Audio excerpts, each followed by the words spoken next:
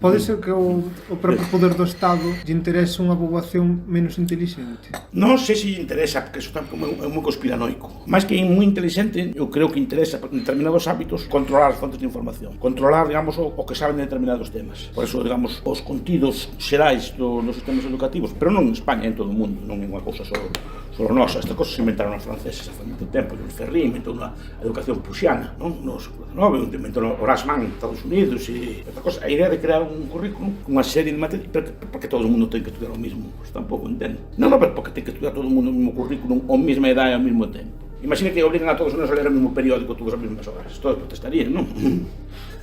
Pois aquí, así porque non podes, non sei, eu supoño que técnicamente igual non é posible, os pedagogos me dirán, non?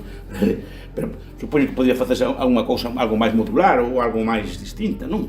Porque todo ese que ten que ter todo o mundo saber o mismo, sobre todo desde o mesmo punto de vista. Os mesmos filósofos, os mesmos literatos, non só na mesma historia, porque ten que estudiar todo o mismo, non podemos estudiar cosas distintas.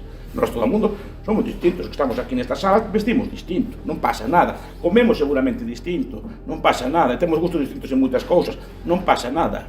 Qual é o problema? Porque temos que saber todos o mismo.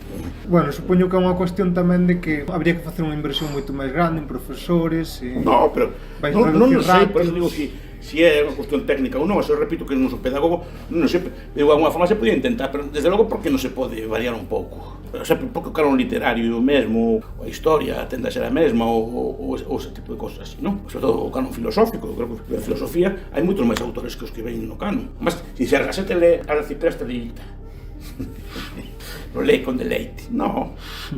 No, que eu veo nos meus sobrinhos, o veo cando estudiaba, e cosas así, a salto de que ven eso.